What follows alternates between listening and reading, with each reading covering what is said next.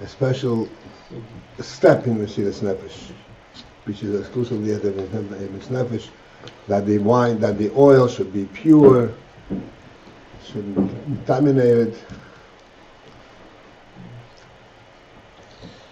What is this? You know what that is? Mechomer Chomer was from Aruchnizik in Mechomer. That is? No. This is unusual. The story of Yehud is it this time of Hanukkah? Hmm? The story of Yehud is in the general. What name is the stuff in the Some type of actor. He's on the tank. Yeah. Yep. Drunk as a skunk.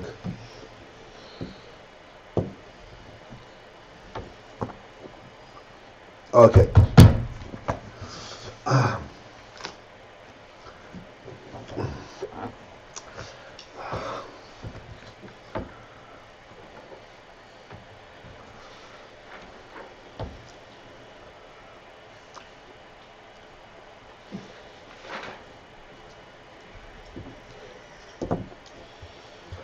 All right. Okay, Baruch, I'll turn to your question. I think this morning we stopped the question in the middle. Okay, this is Mem Hey. 8 lines from the top of the page. The line begins with the word ha-zeh.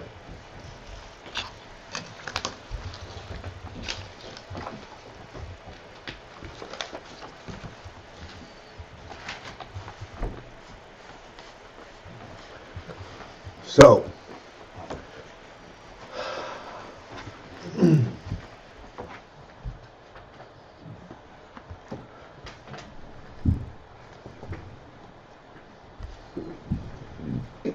we're explaining that in general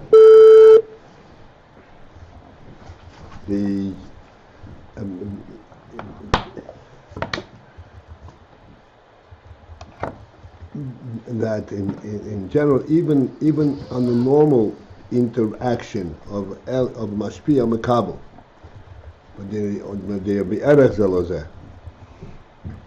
there is also a fundamental difference where that which is chitzonius of the alien, this is what is transmitted to the tachten, not the pnimius, but the tachten, the chitzonius of the alien, becomes the pnimius. We've discussed this somewhat. I don't know if conclusively, which we discussed the principle, and actually we discussed that by the tachten, the chitzonius of the alien becomes the pnimius. How so? Because by the tachten, the fact that it came from the alien, this is of great significance. He does not have the pnimius, so that in the sense that independent of anything, this is the truth itself.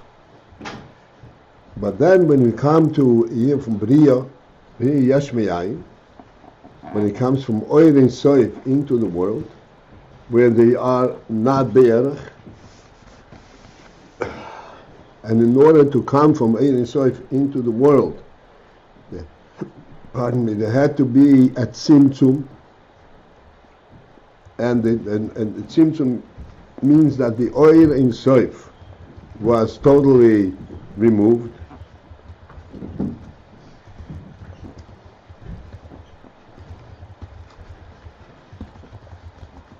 And but then what remained after the Tzimtzum was the Inyan Varishima. The Rishima means the impression of the oil before the Tzimtzum.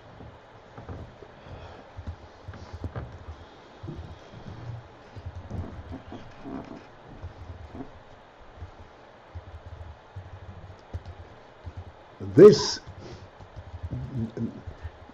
Rishima, this impression, this cannot be eliminated by the Tzimtzum.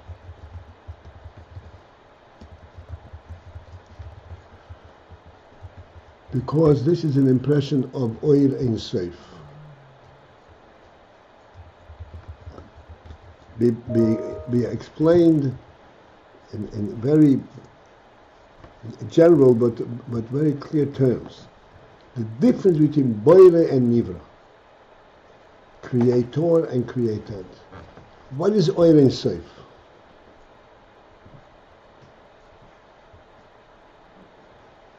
I'd like that we should understand these words which I'm repeating lately almost every class. Ein Sof does not mean it's in infinite accumulation.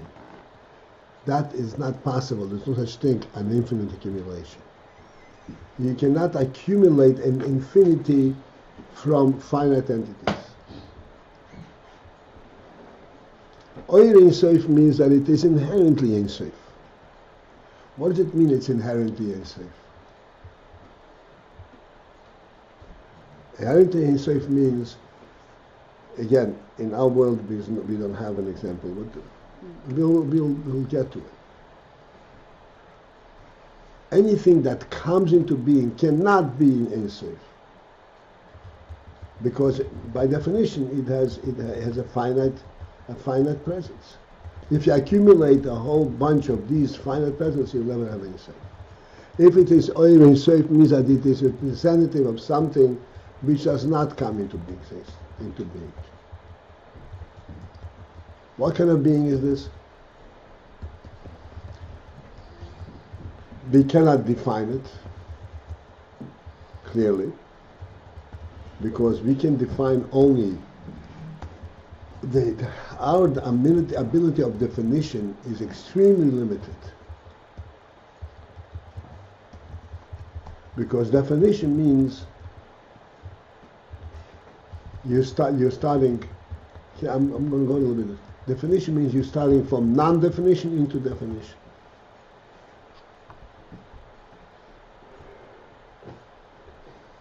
Let us take an example that we are a little bit familiar with. You can define a house. Why? Because you can stand outside of the house. So you can start to define a house. You cannot define space. Open space. You cannot define what that is, because you do not, there is no beginning to it, no end.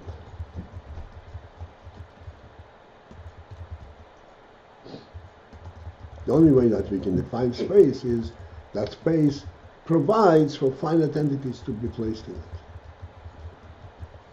But defining space unto itself, this is the functional element of space. But what is space, we cannot define.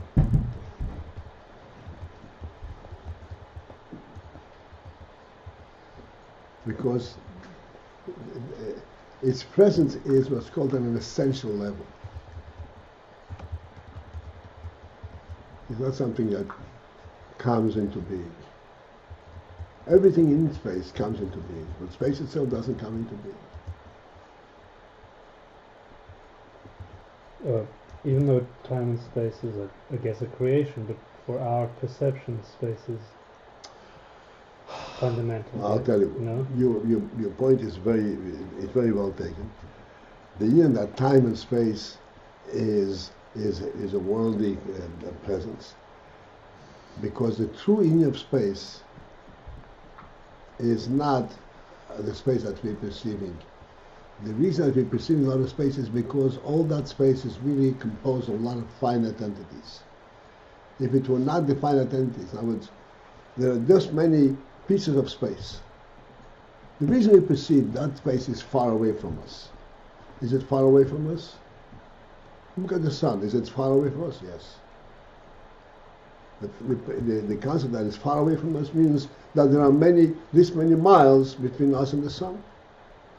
Now, space is definable in terms of blocks of space.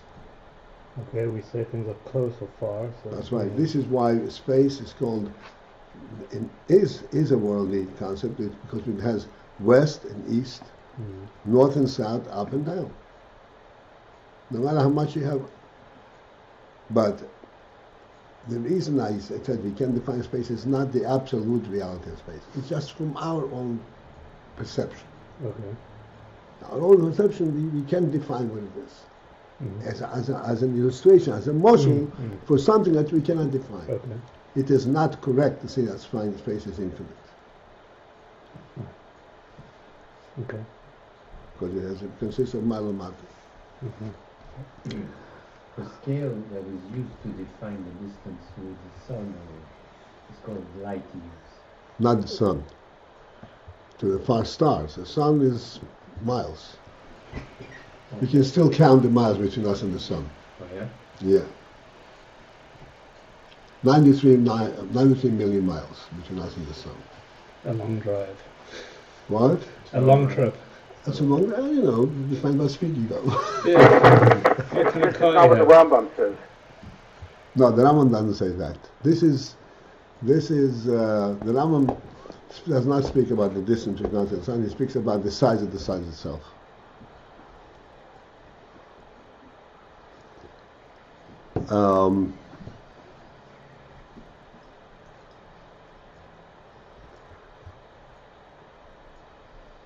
All right. My point is, I'd like we should get a sense of what we mean Ayin Soif, so that when we go to the Rishima, we say, hey, Rishima, that is a trace of this Ayin Soif.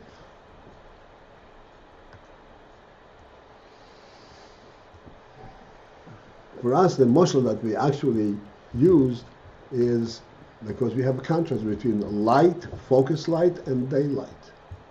We've spoken about this enough to have a sense that daylight is in a different caliber, different level than light. And the way we actually identify and refer to it is as follows. Okay, this is where we go. Light makes us able to see objects. We are aware that here we cannot see the object without light, and the light makes it possible for us to see the object. Even while we're seeing it,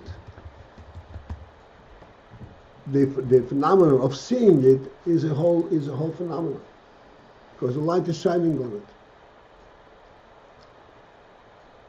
But in daylight, there's no phenomenon of seeing the object. You can't even imagine not to be able to see it. It's not seen because of some kind of an activity. It's not an accomplishment.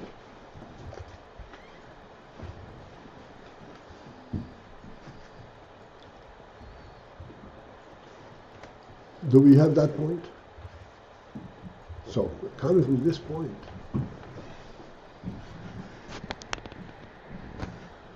this phenomenon, that this is something which cannot, so to speak, cannot be eliminated by tzimtzum. And as we point out many times, that the experience of sight, if I am a person who experiences sight, can never lose the effect of that experience. I'm sorry, I'm disturbing you. Why is it? Please understand what that means. If I see this cup, and then it becomes dark and I can't see the cup, big deal. I don't see the cup, I turn away, I can't see the cup. I close my eyes, I can't see the cup.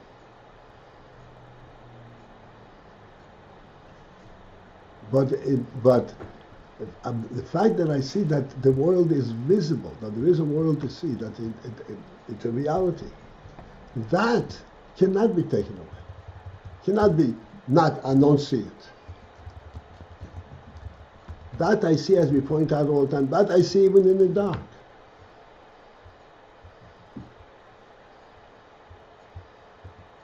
If we encounter something, this is, everybody can easily project this. If you encounter something in the dark,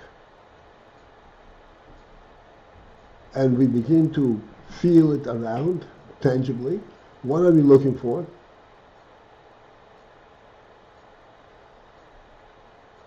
We are looking for what it looks like.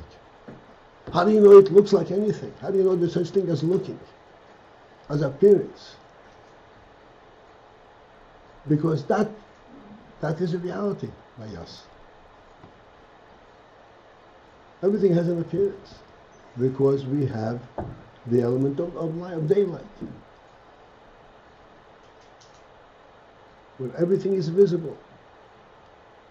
And we explained this morning or yesterday that the phenomenon of light, of seeing, so by Yom, and the first day of creation, that light brought into the world a completely new dimension, a new reality. The reality of the godliness in the world. Because world per se is that just an intangible level? Because, do I have you with me? Do you know what I'm talking about? Let me repeat this, what we spoke about today, but I want to have it clear.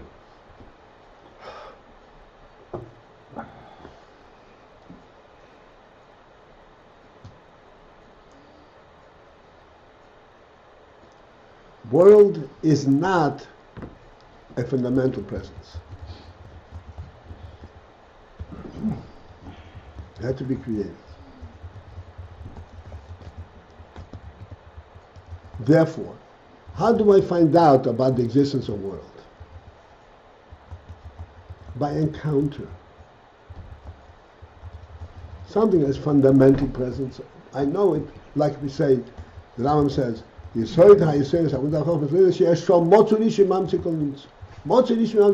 we know before we even open our eyes. Why? Because that's a fundamental presence. We don't have to encounter it. We don't have to encounter it physically. We don't have to encounter it intellectually. Before we open our eyes, we know this. There's a first being. That's Elokus. World does not have a fundamental presence. Therefore, how do we find out about world? Only by encounter. Because fundamentally it is not there. But I come from not being and I touch it. There is world. Now, encounter, this is why the whole scientific world is saying touch is the fundamental reality, because encounter means it affects me. It blocks my way. Something that doesn't affect me, I know it intellectually, is not an encounter.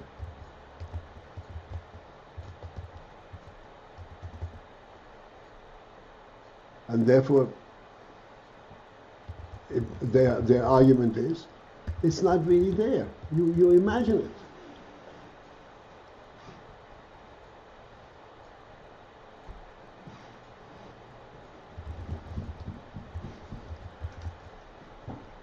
So that will be true if the world did not contain the element of light.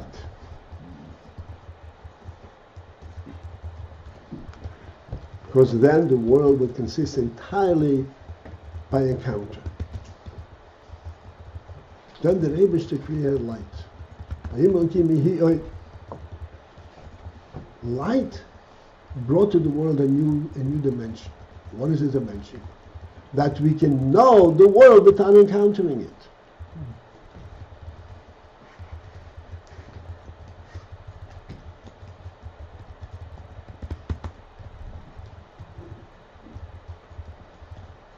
What does this tell us?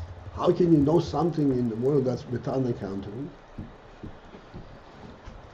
The answer is that the light reveals to us that the world is really a godly creation. Yes, the world itself is a finite entity, and it doesn't have to be there, you have to encounter it. But the fact that God created it gives it an element of reality beyond worldliness.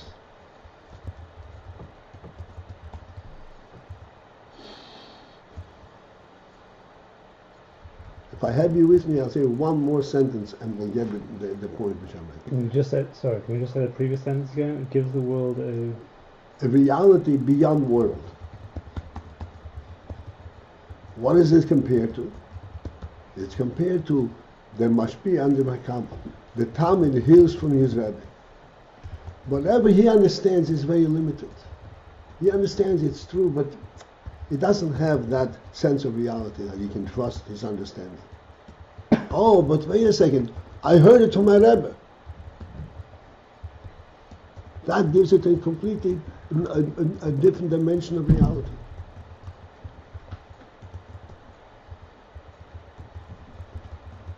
This is the pshat that this is what came into the world as a result of light. The world does not make itself, it's not just not just a world, but it has an element of godliness, an element of truth that you don't have to encounter it in order for it to be there.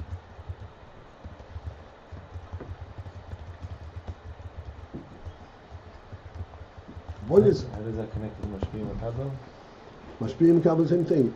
I understand what you told me, but that's my understanding. But that's very limited. But you have more than that. I have the fact that you told it to me. That makes it much truer than the fact that I understand it. That goes beyond the limits of my understanding.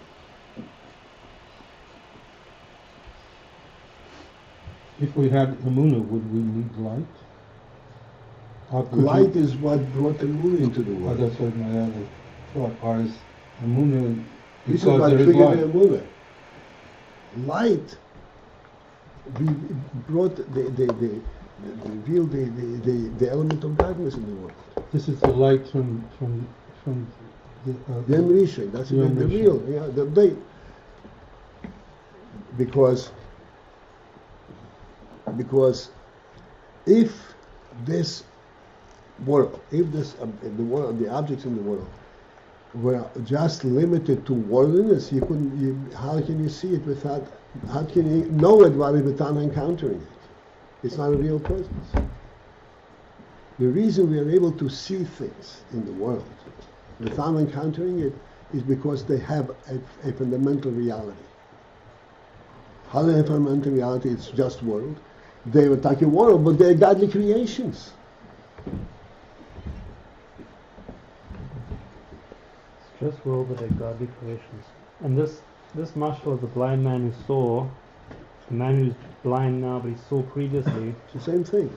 That's to show us this union of, even though it's a world, fundamentally it's godly creation. There's a godly element in the world. Uh-huh.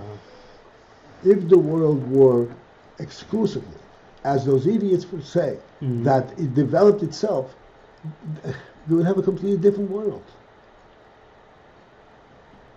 Yeah, a completely different There's world. not a reality element. Uh-huh. But the world, the kind of world that they define, does land up lacking reality. That's right. But we say that's not the full. We say No, they again, we denying encounter light. reality. Yes.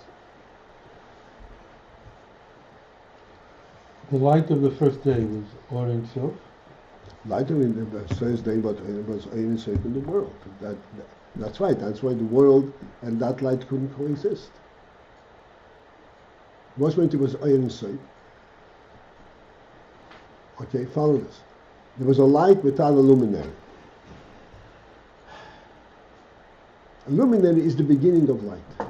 This light had no beginning. What kind of light is it?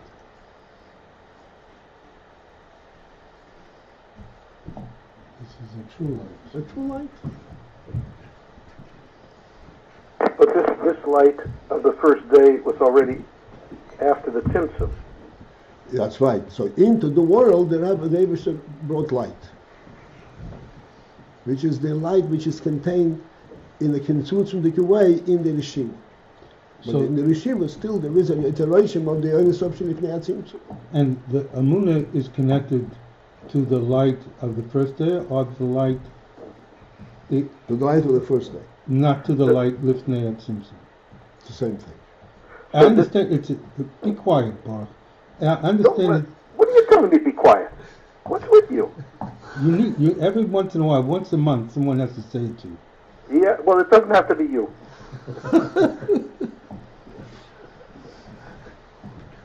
That's entertaining. Come on, a little more. That's right. It's Hanukkah, boy. I want to tell you an interesting thought that came to my mind. The other day we were sitting like in my house, and somebody well-meaning was saying that Amunah is blind faith. And I dislike this term completely, because it's the opposite of truth. Faith is not blind. Faith is the most brightest thing a person can have, is faith.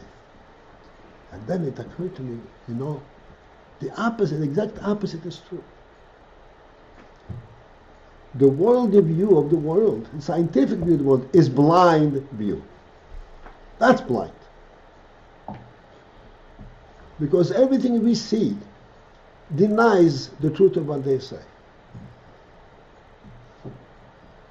Starting from saying that you come from a monkey.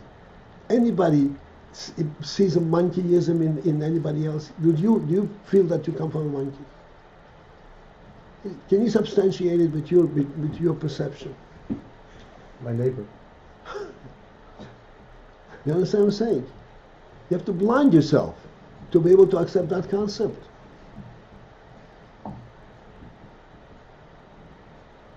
And you have to blind yourself in the way you look at the world, we see the world.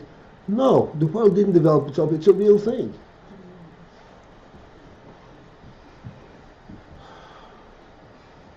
That's their view is like a blind view, blind. It's not blind faith, it's blinding themselves, and that's how they see it.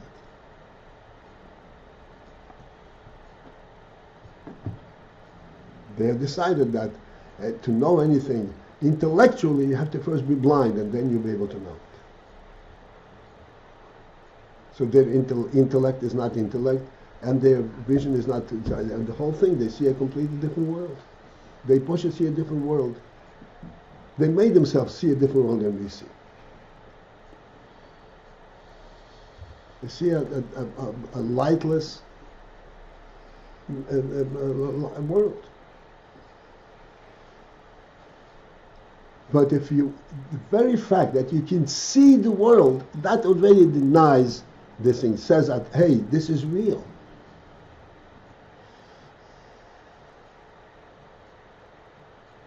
Real means that it was created. It has it represents a real, a true presence.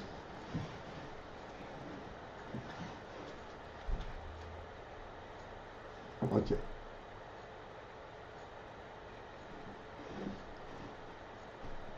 This representing real presence, this is representation of what's called Ayin Sof.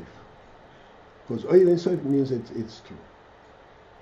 But in order that Ayin Sof should be translated on the worldly level, it had to be mitzumtzum, it had to be contracted.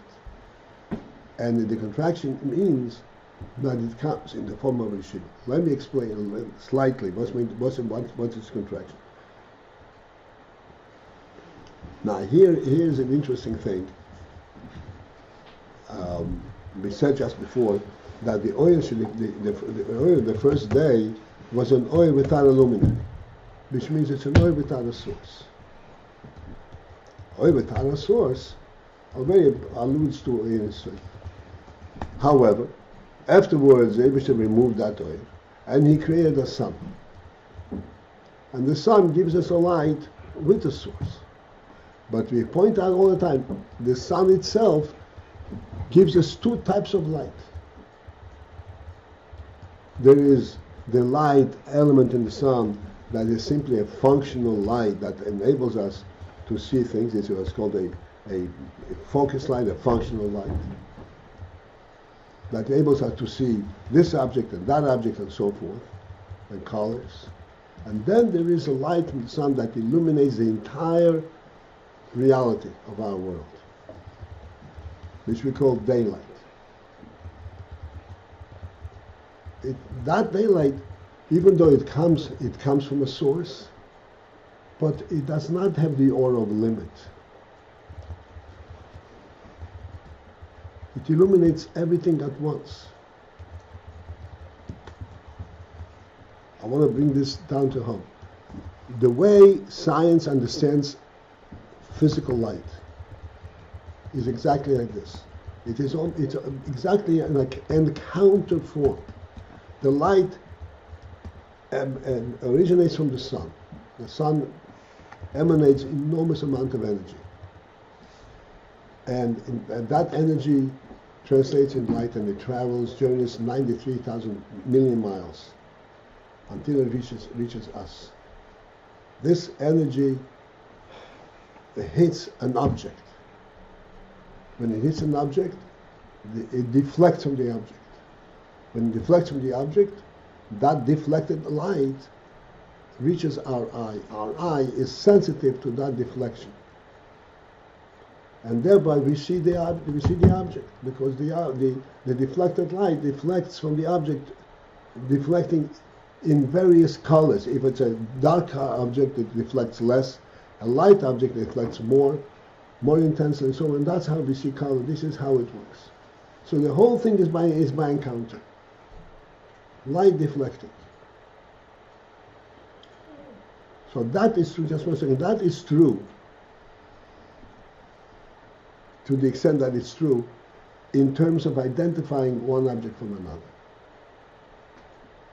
But then there's another element of light in our experience, which is a light that simply presents us, or you said daylight.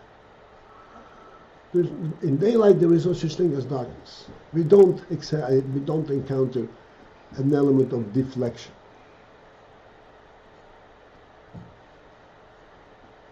That light, that daylight, even though it is still sunlight and it still goes through the same process, but the way it is presented to us is a light without a limit. A light almost without a source.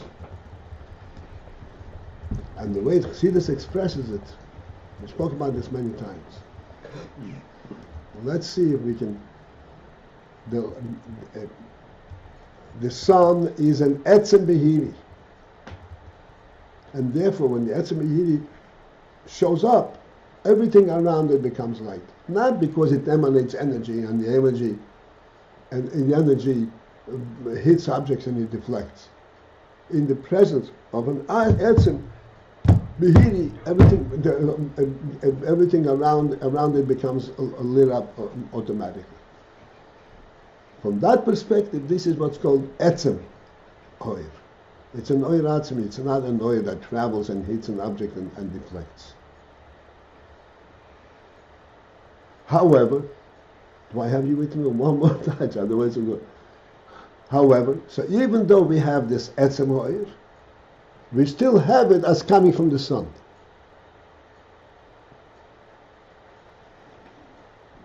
Right? It comes from the sun. There's a luminary. This is why that light is possible to be in the world.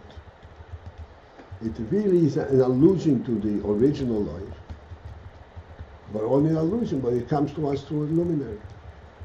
This is the principle of the Rishima. Rishima is the original light, but it becomes limited, becomes constricted, and as a result of that, it is capable to relate to world, just like sunlight can relate to world.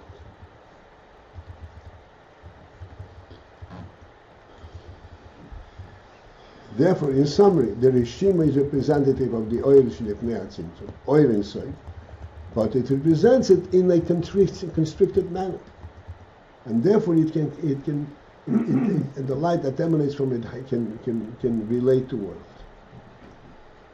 Can Amuna relate to world? One second, I'll come back to this. Okay, so this is the Ayin from Rishima. So Rishima is really a light that is effectively representing the light that cannot relate to world, but it is made to relate to world because it is constructed so that there is the element that it comes from a certain source. There's a limit. Rabbi Paltiel? 1 second. Yes, just 1 second. All right.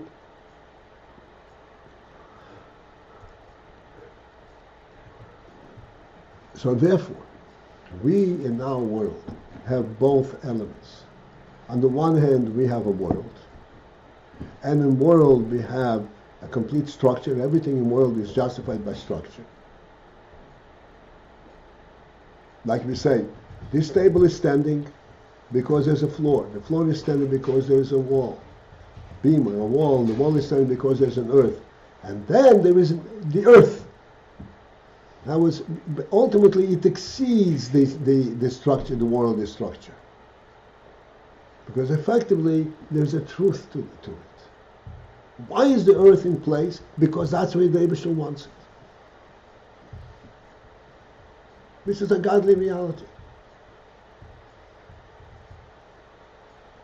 But this reality translates in a very structured manner and becomes part of the world. If we were to see on a constant basis how God suspends the world, the earth in mid-nothingness, we would have a completely different perception of the world. There would be no world.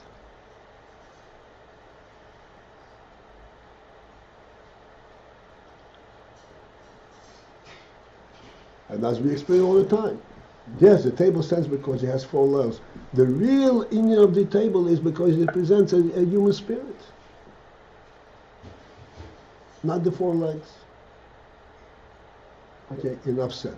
Yes, questions all over. Yes, go ahead. This whole thing went very fast. You started by saying that the light from the first day was produced by a Simpson. And then you said very briefly that light was removed from Hashem and reintroduced into the sun on a different nature. Is that what you mean? In a limited fashion. In a limited fashion. And what's the limit? That now that same light has a sun as a source. And if it has a sun as a source, that already allows the world to relate to it. Because anything that doesn't have a source, the world cannot relate to it. But it's the same, it has the same effect, this light. That's the Rishim. That's the Rishim. Yes, How does the Orange Sun and this restriction, how does it tolerate this restriction? It's the opposite. They're opposite. It's Atzmiut and the opposite of Atzmiut. that you'll have to ask the Etzim.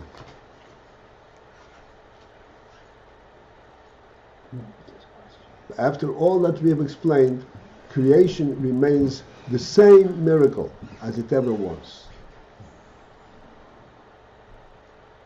You understand what I'm saying to you? Yeah. The Rishima, The Tzimtzum is the Alter Rebbe explained that the Tzimtzum is Koyach Ein Sof. Only the Rebbe has that Koyach. We cannot possibly understand. the Rishima is far removed from a orb in the sky.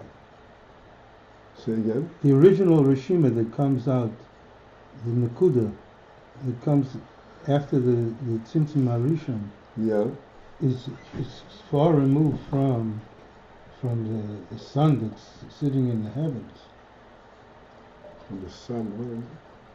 I know it's the Rishima. What is what the? One second. No. One second. Let The me. sun is not the Rishim. Let me explain. I'll try to explain this. Yeah, please do. Okay. The Rishima is something that follows is the result of a great contraction. Right. The sun that is in the sky, that it came after the first day of creation. There was this hiddenness of this godly light that was hidden, was replaced by the sun itself.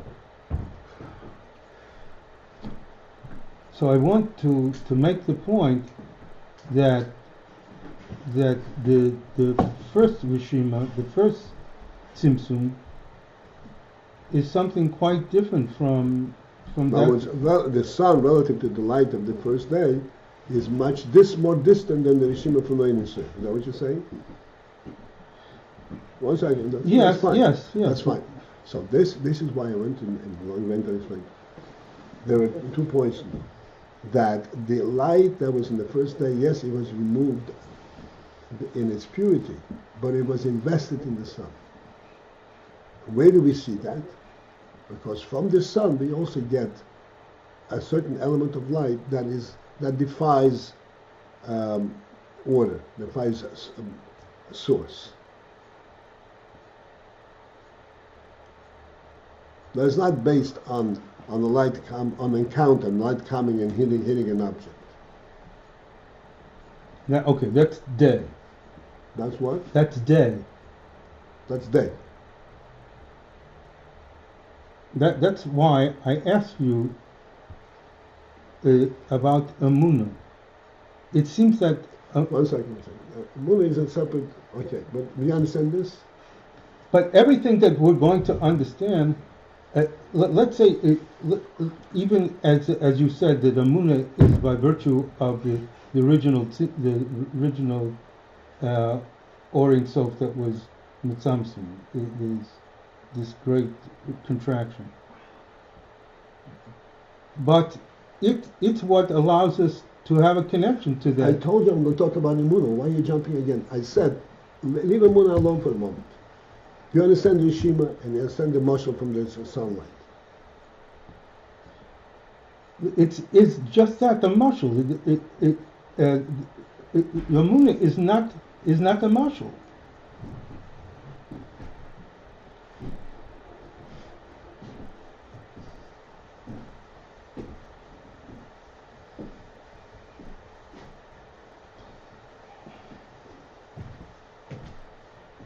Okay, with a stare like that.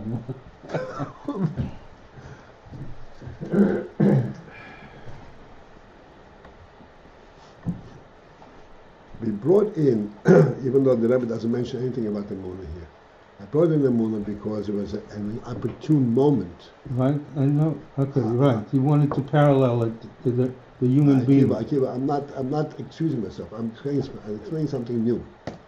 Okay. After we understand the Indian that we discussed about the oil and the Rishim and so forth. I said, and I say now again, that it's an opportune moment to have a sense of what Emunah is. Emunah, essentially what we have by us is we have the Neshama. The Neshama. The Neshama is not worldly. The Neshama cannot relate to world. Bichlal. The Neshama is godly.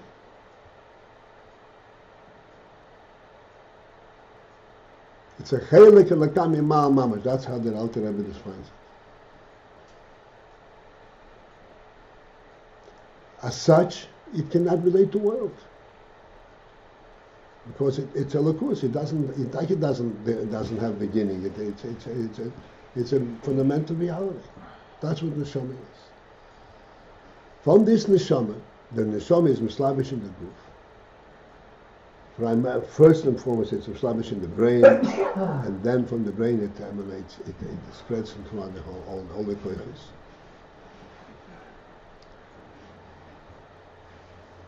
And this nislapshus, there occurs like that we begin to identify from the neshama various functions, various koiches. Chochma, bina, vadas, midos, the function of the ability to speak, ability to see, ability to feel, and the seichel itself. These are all koiches emanating from the truth of the neshama.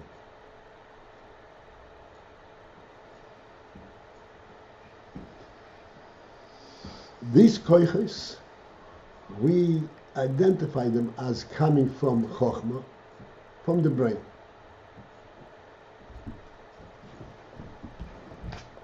And then we are saying that yes, indeed, there's a koiches which come from the brain, the fact that the neshama is established in the brain and so forth. But within that process, and underlying that process, and what substantiates, what gives truth to that process, is an element that remains pure neshama. Just like in the Rishima. It is constricted and it affects the world, but an element in it remains pure. So too, when it comes to giving a koiches and chokhmah and so forth, there's a certain nekuda, a certain element that remains pure neshama. And it is this element that we call a woman. And I said last time, and I'm saying again, it is this element that makes us, gives us the knowledge that there's a first being before we open our eyes.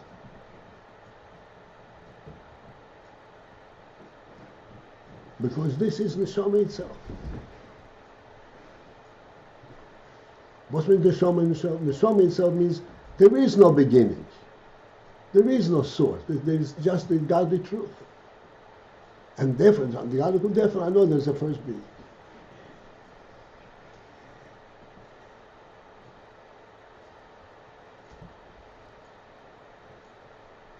This is the parallel. Yes, Makina. This makes much more sense to me than trying to find God and relate to God through light that shows yourself to be either separate from the object that you see, that it has it's a separate entity, and through this you see that there's something outside of yourself. You're making a mistake. It doesn't make sense to you. You experience it more. I'm making sense. On the contrary, this you see, this you encounter. You should really understand that it is closer to you. It's more meaningful to you, but it's on a personal basis. You can't make sense. You don't understand the Munah, believe me. No matter how much you say it makes sense to you. But the experience of sight, that is experience. That it can make sense. And we understand the difference between sight and touch. After a little labor, we can understand the difference. Whereas to recognize that there is a Munah, there's an element in us that is beyond Seichel, and that makes us see that there's a first being without ever even thinking about it, that's already a little bit more difficult. Yes, it warms our heart more, and therefore it makes more sense when you say, I'm much more interested in that than in the other. But in terms of Seichel, the other one is something which can actually present.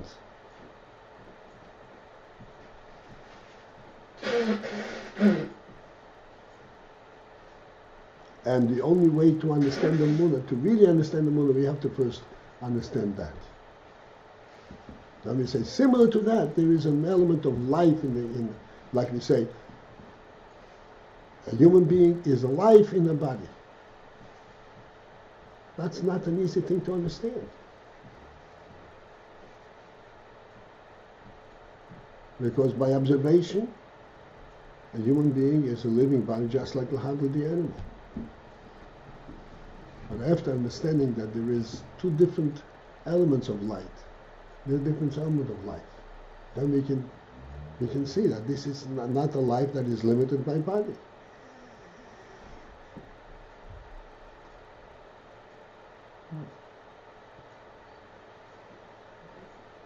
This is why we all understand, even even have the idiots, that a human being doesn't dissipate. If a human being passes away, it doesn't mean that he actually doesn't exist anymore. Because that thing cannot dissipate.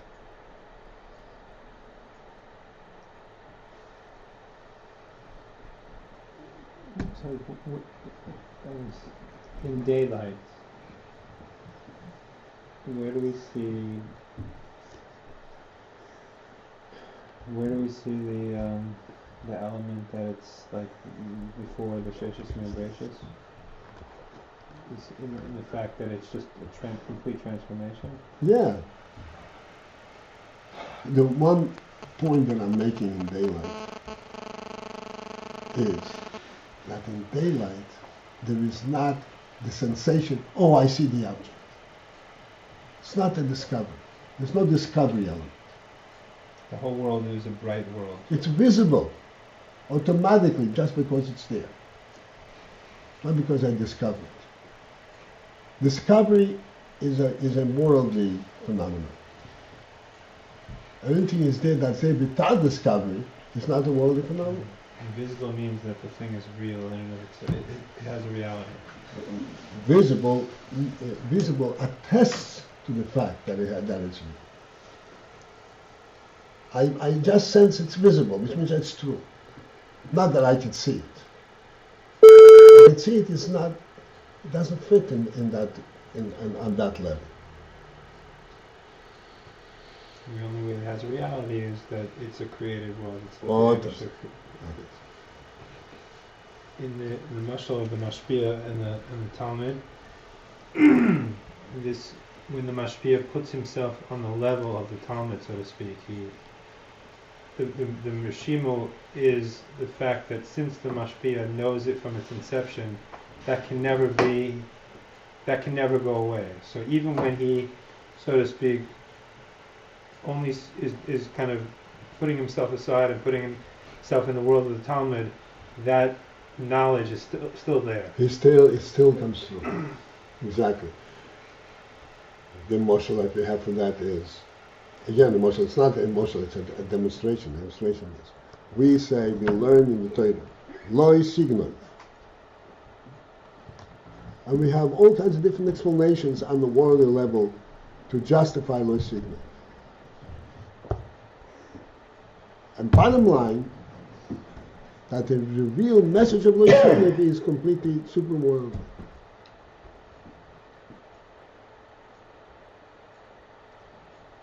How do we see that the Rav's knowledge changes? Like, in other words, the Nakuda is not the full brightness. It's only a point. It's only. How do we see what's the difference between the way that the Rav has it before he puts himself into the world of the Talmud and the way after he puts himself into the world of the Talmud? What has changed within that knowledge?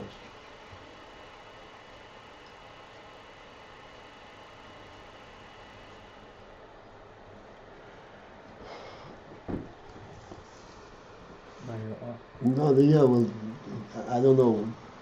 Well, we go there. I want to make sure that we understand this. If that's necessary, we go there. The Rav does not speak talk in terms of loy signal.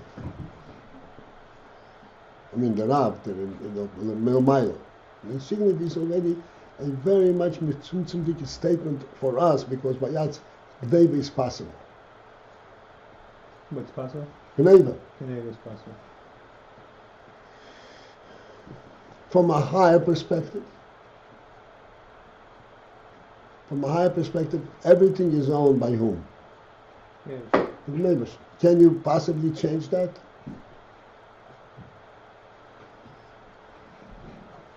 Can you take it out of that rishus? The whole concept doesn't exist. There is no other rishus. There's no other rishus. The whole concept doesn't exist. As a derivative of that is the mitzvah of loy signal. Because he has it, because the Eibusher has imparted this to him. That's already a derivative of that. a much lower derivative.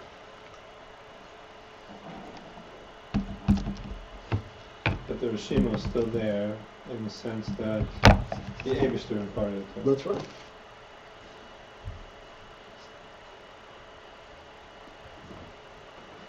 In other words, you can explain what's signified on a worldly level, but ultimately, it has really a godly presence, a godly reality.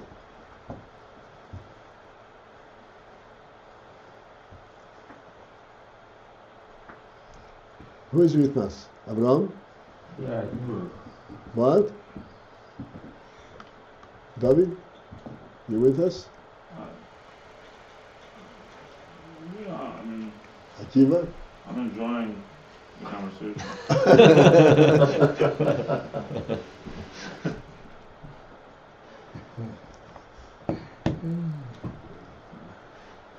All right. I feel holy, I feel like I'm being challenged. I'll tell you the truth. I'm going to tell this. Yes, indeed. It's hard to say that you can expect it. Yeah, everybody understands it. But just like you said, to see one thing, that all of these things that I mentioned in the Chassidus are really real, and then even to the point where they can be expressed and understood, whether I can understand it or not. Nevertheless, I sense that there is, like you said, the wholeness, and there's truth to this. Just that experience is also worthwhile.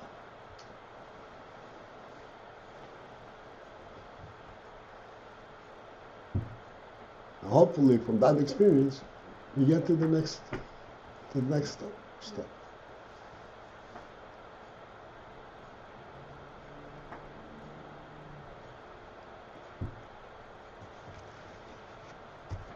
We're learning our AyinBase. To learn AyinBase on a level other than this is, might as well learn Tots and Teos. So this is, then you're not, so you have to get into it. To whatever extent, at least you hear that there is, it's not just words, there's real thought behind it, and ultimately it can be understood. So I have to work on it.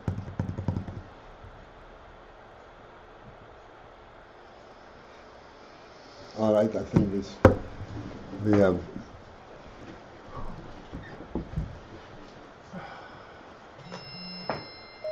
tortured through this enough.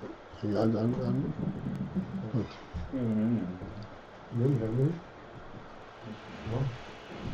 Bar Bush is sponsoring this week's Fabringen, and Rabbi Paltiel suggested for the Fabringen to take place correctly in time, that we should daven mincha before we arrive, and the place should be Well, set we up. should is one thing. The question is, are we?